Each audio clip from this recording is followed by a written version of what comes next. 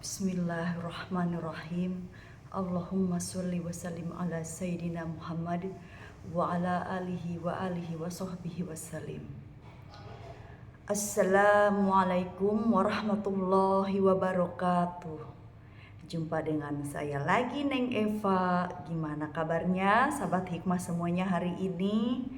Yang soleh dan solehah, yang baik hatinya, yang cantik dan yang ganteng lahir batinnya, yang tidak sombong, rajin menabung, serta rajin sedekah. Semoga hari ini sehat-sehat walafiat dan dalam lindungan Allah Subhanahu wa Ta'ala. Dan semoga kita semuanya mendapatkan kucuran rahmat, keberkahan, dan keridhoannya, serta mendapat syafaat baginda Rasulullah Shallallahu Alaihi Wasallam, baik ketika di dunia maupun di akhirat kelak. Amin, amin, amin, ya robbal alamin. Baik sahabat hikmah semuanya, sebelumnya saya akan mengingatkan bahwa video konten YouTube ini dibuat untuk umum dan bagi siapa saja yang mau mengambil pelajaran, manfaat, serta hikmah di dalamnya, serta untuk pertumbuhan dan perkembangan jiwa kita setiap harinya. Jadi semangat terus belajar berbenah jiwa. Dan juga video konten YouTube ini dibuat tidak untuk menyinggung siapapun, serta tidak untuk merendahkan siapapun.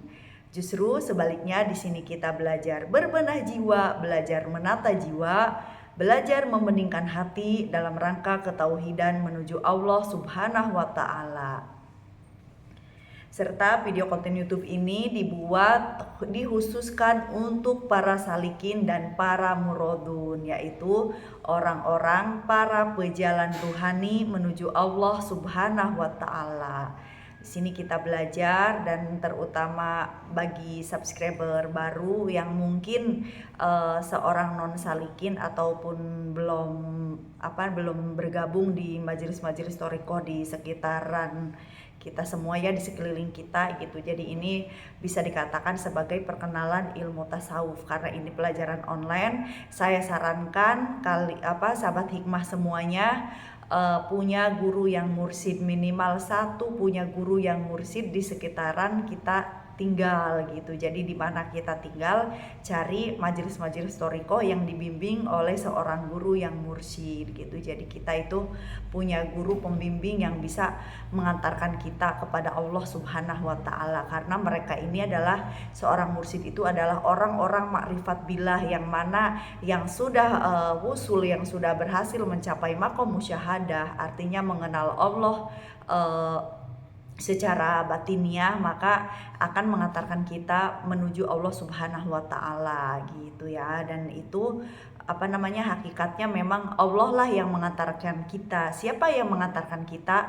Allah. Siapa yang membuatmu sampai maqam musyahadah? Yaitu Allah. Hakikatnya Allah, namun syariatnya seorang guru yang mursyid yang mengantarkan kita gitu ya. Jadi minimal punya guru yang mursyid itu satu dalam seumur hidup kita gitu, untuk pegangan kita. Jadi kita ibaratnya keilmuannya itu kita bersandar kepada guru yang mursyid juga bersandar kepada mursyid-mursyid yang terdahulu, sampai nyambung ke baginda Rasulullah Shallallahu Alaihi Wasallam. Maka insya Allah hidup kita akan selamat gitu ya, selamat dunia akhirat. Karena kewajiban kita itu sebagai seorang muslim, sebagai makhluk Allah di muka bumi ini, ya tugas kita adalah bertolabul ilmi sampai seumur hidup kita. Jadi namanya tolabul ilmi, wabil khusus ilmu tasawuf ini, ya kita butuh waktu untuk seumur hidup. Walaupun misalkan seorang itu sudah mencapai maqam musyahadah atau ma'rifat billah, tetap namanya tolabul ilmi itu seumur hidup kita gitu. Jadi jangan ada kata saya merasa sudah cukup ilmunya. Tidak, bahkan seorang guru pun, seorang level ustadz kiai, tetap mereka juga belajar Karena ilmu yang kita ketahui itu untuk kita laksanakan, kita amalkan dalam kehidupan kita sehari-hari. Kalau tidak kita amalkan, ilmu itu bisa lupa. Yang kedua, juga mungkin kurang sempurna ya, kurang bermanfaat jika tidak kita amalkan dalam kehidupan kita sehari-hari gitu. Kita banyak bertolabul ilmi aja masih banyak kekurangan di dalam keseharian kita yang harus kita perbaiki. Lalu bagaimana jika kita tidak mengerti tentang ilmunya gitu kan, lebih parah. Jadi sebaiknya kita itu rajin bertolabul ilmi, entah itu ilmu syariat, ilmu torikoh, ilmu hakikat, ilmu makrifat, ilmu pengetahuan umum gitu kan. Apapun selama kita mampu ya maka bertolabul ilmilah dengan baik gitu ya. Baik, kita akan melanjutkan pelajaran Al-Hikam ya, dan kemarin tentang ditundanya pemberian Allah. Jangan melemahkan semangatmu untuk meminta. Artinya kita dituntut untuk berdoa dengan sungguh-sungguh dan yakin Allah akan mengabulkan. Masalah nanti Allah mengabulnya kapan, ya itu hak Allah untuk yang punya waktu gitu. Allah tuh punya waktu yang telah ditentukannya, bukan waktu sesuai apa yang kita inginkan. Maka bersabarlah dan berdoalah terus, insya Allah dikabulkan, hanya masalah waktu saja ya. Baik, sekarang kita lanjutkan lagi ya. Bismillahirrahmanirrahim. Awalu wajibin alal insani ma'rifatun ilahi biistiqoni. Dan yang pertama wajib bagi manusia adalah mengenal Tuhannya dengan yakin. Bismillahirrahmanirrahim. Janji yang tak dipenuhi Tuhanmu pada waktunya jangan sampai membuatmu ragu, agar keraguan itu tidak menjadi perusak pandanganmu dan pemadam cahaya kalbumu. Saya ulangi, janji yang tidak dipenuhi Tuhanmu pada waktunya jangan sampai membuatmu ragu, agar keraguan itu tidak menjadi perusak pandanganmu dan pemadam cahaya kalbumu. Maksudnya bagaimana? Nah, Syekh Abdullah Asyarqawi menjelaskan di sini ya, bahwa kata hikmah dari Al-Hikam karangan Ibnu Athaillah Al-Iskandari ini, karya Ibnu Athaillah Al-Iskandari, bahwa penjelasannya, jika Allah menjanjikanmu melalui mimpi, ilham, atau melalui perantaraan malaikatnya bahwa pada masa tertentu kelak kau akan mendapatkan kemenangan atau kesejahteraan, lalu janji itu tak terwujud pada waktunya, hal itu jangan sampai membuatmu ragu akan kebenaran janjinya. Bisa jadi pemenuhan janji itu bergantung pada beberapa sebab dan syarat, dan hanya Allah yang tahu hikmah di balik itu. Contohnya yang terjadi pada beberapa wali Allah yang dijanjikan bahwa kelak di tahun sekian mereka akan meraih kemuliaan. Namun kemudian pada tahun yang dijanjikan itu orang-orang justru banyak yang menghina dan menjatuhkan kehormatannya. Begitu juga yang terjadi pada Rasulullah Shallallahu Alaihi Wasallam di tahun perjanjian Hudaibiyah. Saat itu Rasulullah dijanjikan Allah mendapat kemenangan. Namun ternyata kemenangan tersebut tidak terjadi pada tahun itu, tetapi di tahun sesudahnya.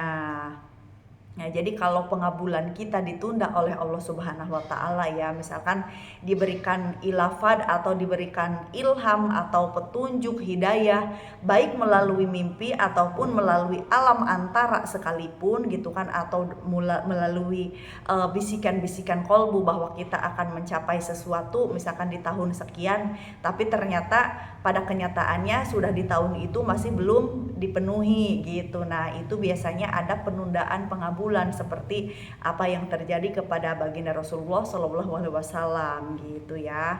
Jadi ada penundaan 1 tahun gitu, atau misalkan sekian bulan, atau mungkin melengseng dari hari ini tapi malah hari ininya minggu depannya misalkan ya. Itu tidak apa-apa. Jadi daripada nanti kita berputus asa atau berprasangka buruk sehingga menyebabkan pandangan kita kepada Allah menjadi rusak gitu kan, terhijab atau terhalang, maka lebih baik kita bersabar dan terus zikrullah serta riyadhah, meredam hawa nafsu. Bisa jadi penyebab penundaan itu ya bisa jadi memang karena Allah ingin melihat kesabaran kita, bisa jadi karena memang energi kita yang masih gelap gitu, yang masih naik turun sehingga pengabulan tersebut ditunda gitu, janjinya itu ditunda gitu ya. Nah, jika seorang murid mendapat janji dari Tuhan yang Maha Rahmat, tetapi janji itu belum terwujud, ia tidak boleh meragukan janji tersebut. Ia harus tahu diri dan tetap bersikap sopan terhadap Tuhannya, serta tetap tenang menanti janji itu. Ia tidak patut sangsi dan goyah keyakinan menghadapinya. Barang siapa yang melakukan hal itu, berarti ia telah mengenal Tuhannya, arif, berpandangan sehat, dan berhati terang. Jika tidak, berarti sebaliknya, ia tidak mengenal Tuhannya, memiliki pandangan yang rusak, dan berhati gelap. Nah, di sini dijelaskan lagi ya. Jadi tinggal kita bisa ibaratnya kita bisa buktikan jika kita berada di posisi ini, tapi hati kita tetap terang, tetap berhusnuzon kepada Allah, tetap riyadhah, tetap zikir, serta yakin seyakin-yakinnya bahwa Allah akan menepati janjinya, berarti kita itu tidak terhalang pandangan kita kepada Allah. Berarti orang tersebut sudah termasuk orang yang arif gitu, orang yang telah mengenal Allah. Tapi sebaliknya, jika di perjalanan selama penundaan janji tersebut kita menjadi putus asa, terus lalai kepada Allah gitu kan, menyebabkan hati gelap gitu, tidak mudah menerima petunjuk-petunjuk berikutnya gitu, akan ada apa atau misalkan ini kenapa gitu. Tapi kita fokus kepada keadaan batin kita yang mana mungkin masih mongsang-mangsing, masih masih meragukan lah gitu, masih putus asa gitu, intinya cenderung ke putus asa. Nah, berarti itu belum menjadi seorang yang arif atau masih di posisi ahwal batin seorang salikin gitu. Karena seorang salikin bedanya dengan orang arif, seorang salikin itu sibuk melihat ke ahwal batinnya, sibuk kepada keadaan batinnya. Apakah keadaan batin saya begini, begitu gitu. Jadi selalu memeriksa, itu berarti masih seorang salikin. Tapi kalau kita sibuk memandang Allah di dalam segala sesuatu di dalam batin kita, maka itulah orang arif. Itulah bedanya seorang salikin dan seorang arif ketika mengalami penundaan waktu pengabulan ataupun penundaan janji Allah kepada kita gitu, yang manakah kita hanya hati kita yang tahu. Maka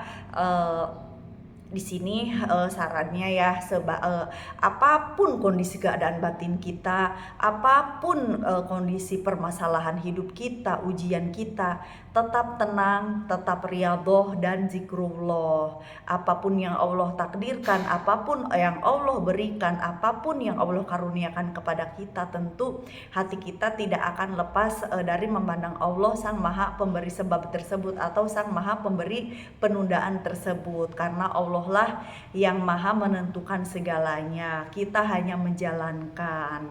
Karena memang seorang salikin itu kan diberikan karunia kayak semacam mukasyafah ya. Jadi mukasyafah itu bisa saja berupa misalkan petunjuk kita di masa depan akan begini, akan begitu, di tahun ini, di tahun itu gitu kan. Namun pada kenyataannya mungkin ada penundaan gitu. Itu biasanya kan mukasyafah itu hal gaib gitu kan, dan tidak selalu diberi petunjuk oleh Allah itu harus tahun ini tahun itu. Jadi tergantung kadar ruhani kita gitu, kadar kejernihan ruhani kita. Kalau memang kadar kejernihan ruhani kita terlalu jernih misalkan, sehingga tidak ada keterhalangan dalam memandang sesuatu apapun di dalam batin kita, biasanya itu selalu rinci diberikan petunjuk itu gitu. Jadi kamu akan begini di tahun ini, nanti kamu begini di tahun ini, atau pas umur segini misalkan. Tahu-tahu ada penundaan 1 tahun atau 1 bulan atau 1 minggu gitu. Namun kebanyakan jika kadar kejernihan batin kita atau kadar kejernihan ruhani kita, petunjuk itu hanya judulnya saja, misalkan nanti kamu akan begini, tapi tidak dijelaskan tahun-tahunnya, sehingga di dalam masa penantian itu, hati kita menjadi terhijab kapan, kapan, kapan, kapan, dan kapan. Nah, masalah kapan-kapan itu kita ganti dengan zikrullah gitu. Jadi aturan kita, hati kita misalkan kapan ya, udah banyak aja Allah, Allah, Allah, Allah. Semua waktu miliknya Allah, semua pengabulan miliknya Allah. Ketika kita bertanya-tanya, gantilah semua itu. Allah lah yang maha menakdirkan segala sesuatu. Segala sesuatu adalah kekuasaannya Allah, segala sesuatu adalah kebesarannya Allah. Terus kita ganti, ketika kita mulai mengeluh, gantilah dengan zikrullah, sehingga hati kita itu menjadi tenang dan tentram walaupun dalam masa penantian yang kita tidak tahu kapan dikabulkan janji itu, gitu ya. Jadi intinya sabar, mohonlah pertolongan kepada Allah dengan sabar dan sholat. Nah, kenapa sabar dan sholat itu dikaitkan satu sama lain? Karena ketika kita sabar, maka Allah itu hadir di dalam hati kita, dalam pandangan basiroh kita. Tapi kalau kita penuh angkara murka, penuh nafsu amarah, maka Allah pun akan menjauh, artinya mahzubun. Jadi keterhalangan Allah di dalam hati kita oleh nafsu amarah itu sendiri, sehingga kita menjadi gelap hati. Nah, kalau sudah sadar ke arah sini ya, maka banyaklah zikrullah dan riyadhah. Riyadhah untuk meredam hawa nafsu kita, untuk menenangkan hawa nafsu kita, dan zikrullah untuk agar kita itu selalu tertuju kepada Allah di dalam batin. Artinya kita zikir disertai dengan hadirnya hati. Karena Allah itu lebih dekat daripada urat leher, daripada hitam putih bola mata. Allah lebih dekat daripada jantung kita sendiri. Allah lebih dekat daripada daging dan darah kita sendiri di dalam tubuh ini.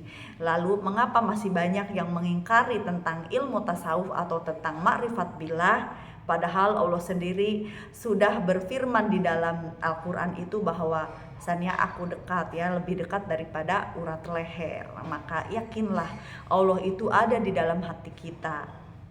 Agar tidak terhalang dan tidak terhijab, maka banyaklah zikrullah, zikir lisan atau wirid, zikir nafas, zikir kolbi, semuanya itu kita sinkronisasikan gitu. Jadi ketika kita ngawirid, zikir lisan gitu ya, Allah la ilaha illallah, la ilaha illallah gitu, sambil ngatur nafas, sehingga energi negatif di dalam hati, di dalam jiwa menjadi keluar, terbuang, dan digantikan dengan energi positif. Itulah zikir nafas, itulah zikirnya Allah gitu. Hembusan nafas kita itu menjadi ibadah gitu ya. Karena nafas itulah simbol kehidupan kita kan. Bayangkan kalau kita tidak bernafas, tentu sesak, bahkan mungkin mati ya kan, wallahu alam ya. Maksudnya ini kasarnya gitu ya. Emang kalau orang meninggal itu kan ibaratnya nafasnya nggak ada kan. Nah, makanya agar nafas kita tidak sia-sia, jadi hembusan nafas kita menjadi nilai ibadah, maka imbagi dengan zikrullah serta zikir nafas gitu. Jadi keluar masuk nafas Allah, Allah, Allah, atau illallah, illallah, illallah, atau la ilaha illallah, la ilaha illallah, la ilaha illallah, disertai ngatur napas kurang lebihnya 7 detik, menahannya 4 detik, dan membuangnya juga 7 detik. Itu sebagai terapi awal. Tapi kalau sudah terbiasa, nggak perlu 7-4-7 lagi gitu, bisa aja 5-3-5 gitu, atau 4-2-4. Yang penting antara buang napas dengan mengeluarkan itu sama waktunya, sama ukurannya gitu ya. Wallahu alam biswab. Cukup sekian dulu, yang penting bisa difahami. Jadi petunjuk apapun, ilafat apapun, ilham apapun yang sifatnya itu berupa mukasyafah dan Allah memberikan atau menjanjikan sesuatu kepada kita, namun kita tidak tahu kapan terjadinya, maka berserahlah kepada Allah. La haula wala quwata illa billahil aliyil adim. Allah lah yang maha menentukan segalanya. Kita hanya menjalankan saja tugas kita, sibukkan ibadah dan zikrullah, serta kita seperti biasa melaksanakan kehidupan kita sehari-hari. Yang tadinya kerja ya kerja dengan baik, yang usaha dengan baik, tapi jangan sampai mengurangi ibadah karena kesibukan duniawi. Itu saja kuncinya ya.